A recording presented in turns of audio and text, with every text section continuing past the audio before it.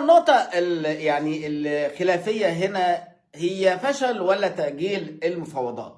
قبل ما أكون معاكم بدقيقتين بالظبط، أنا فوجئت إن ترامبولا على غرار الأغنية الشهيرة بيقول لك لا واحد ولا 100 ولا 1300 ولا مليون، بيقول لك لا ده أنا ولا 90% ولا 95%، أنا هاخد كل حاجة لان ايران ما عندهاش اوراق للتفاوض. ده الكلام اللي بيقوله ترامبولا، بيقول انه حصار مضيق هرمز سيبدا فورا، واننا سنبدا في تدمير الالغام التي زرعها الايرانيون في مضيق هرمز، وبيقول يعني سنمنع دخول او خروج اي حاملات نفط او ناقلات يعني او اي سفينه الى مضيق هرمز. ويعني الكلام كله بيتكلم على ان النقط الخلاف الرئيسيه في المفاوضات اللي فشلت بالامس أو لم تنجح بالأمس، اللي هي مضيق هرمز والملف اللبناني وكذلك تخصيب اليورانيوم. يا سادة والسادة، أهلا بكم. نحن معكم في تمام الخامسة، ودوما لما نتواجد مع حضراتكم في تمام الخامسة عشان نعرض على حضراتكم أبرز الأخبار الخفيفة والطريفة والظريفة لدينا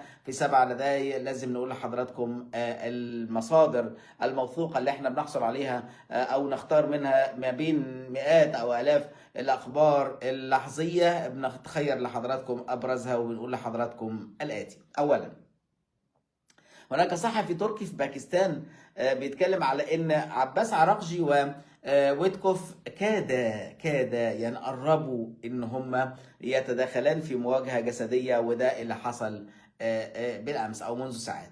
موقع تانكر تراكرز بيتكلم على ان مضيق هرمز شهد امس عبور 2 برميل من النفط العراقي و4 ملايين برميل من النفط السعودي. الكريملين يا سادة والسادة بيقول ان روسيا مستعدة لتوريد الغاز الى اوروبا، والبيت الابيض في المقابل بيقول ان المحادثات الثلاثية مع ايران وباكستان وفي اسلام اباد مستمرة لانهاء الحرب. النهارده الرئيس العراقي بالجديد نزار أميدي بيتسلم رسميا مهام منصبه في قصر بغداد، ده خلفا للسيد عبد اللطيف جمال رشيد الرئيس السابق. احنا هنا عايزين نقف عند ليه فشلت المفاوضات وايه الحكايه. هتلاقوا انه هناك تصريحات او ابرز التصريحات الصادره عن ابرز التصريحات الصادره عن رئيس البرلمان الايراني حول عدم التوصل لاتفاق في المباحثات دي. بيقول فيها انه اولا ان هم طرحوا مبادرات مستقبليه حول المفاوضات مع واشنطن، وان الوفد الامريكي فشل في كسب ثقتنا خلال هذه الجولة من المفاوضات حسب كلامه، وأنهم أبدوا حسن النية والإرادة للوصول إلى اتفاق، لكن لا ثقة لدينا. بالطرف الآخر برضو هم بيتكلموا على التجربة السابقة، وهم يعني تم التغرير بهم أو خداعهم أكثر من مرة في وسط المفاوضات وبخاصة جنيف وما تلاها من أعمال عدائية. واشنطن باتت تفهم منطقنا ومبادئنا، وعليها أن تحدد إذا كانت قادرة على كسب ثقتنا أم لا. هو كسب الثقة أصلا يعني التفاوض الجيد، أو يكون في رغبة في التفاوض من الأساس. برضو لسه رئيس البرلمان بيتكلم بيقول نثمن الجهود الباكستانية على تسهيل المفاوضات، وأنه يعتبر الدبلوماسية مسارا موازيا للمواجهة العسكرية، هكذا قال.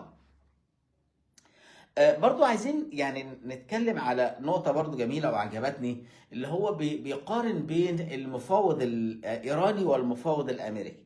بيقول فيه بقى أن الوفدين المفاوضين الأربعة المفاوضين من الجانب الإيراني الأربعة حاصلين على شهادة الدكتوراه، لكن في المقابل هتلاقوا الأربعة في الجانب الأمريكي مثلا قائد القيادة المركزية الأمريكية ويتكوف، ده صديق مقرب لترامب. كوشنير جوز بنته. دوفانس قال لك انه ده مؤلف نائب رئيس، كان مؤلف فاشل. فانت بتقارن هنا بين عقليات يعني تم اختيارها لاسباب او لاخرى غير منطقيه، والعقليه الاخرى اللي بتتفاوض من الجانب الايراني الاربعه حاصلين على الدكتوراه. يعني طبعا هنا هرجع لحضراتكم بس مع التصريحات. يعني دوفانس بيتكلم على انه بعد 21 ساعه من المحادثات بيعلن عدم التوصل الى اتفاق بين طهران وواشنطن، ده كلام ديفانس. والنقطة الرئيسية حسب كلامه ان هي رفض ايران التخلي عن برنامجها النووي. الخارجية الإيرانية في المقابل بتقول إن الخلاف حول نقطتين أو 3 نقاط.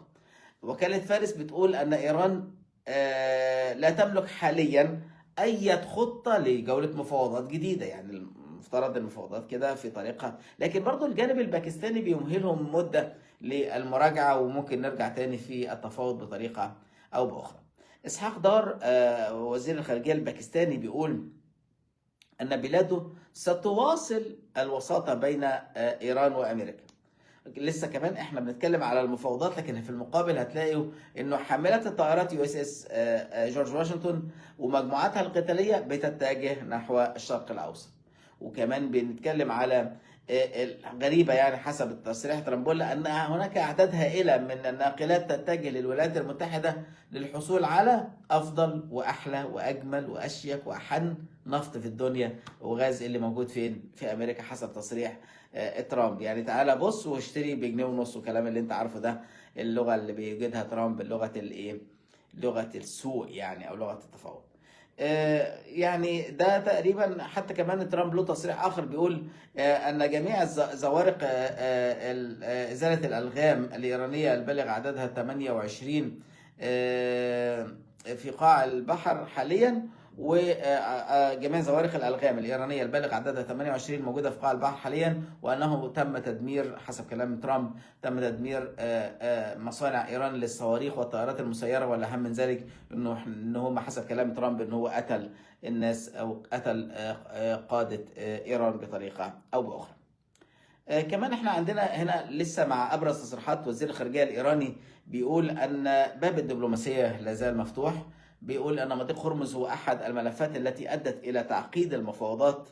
بيقول ان بين القضايا العالقه يعني تحديدا هي سبب عدم التوصل للاتفاق، وانهم لن يقبلوا اتفاقا لا يضمن حمايه حقوق ومصالح الشعب الايراني في جميع الظروف. ده كلام وزير الخارجيه الايراني. انا بس يفضل معايا او باقي معايا يعني خبرين. احدهم خبر مؤلم بصراحه ل يعني سيدة من الاسكندرية ألقت بنفسها من الدور 14. ويعني هناك حظر عن نشر الأسماء والفيديوهات أو شيء من هذا القبيل، لكن أنا عايز أقف عند ما هو الدافع اللي وصل يعني للاندحار بطريقة أو بأخرى. قهر النفوس أيها السادة والسادة، والظلم والمتكرر ربما يترتب عليه أفعال بيغيب فيها العقل أحيانا.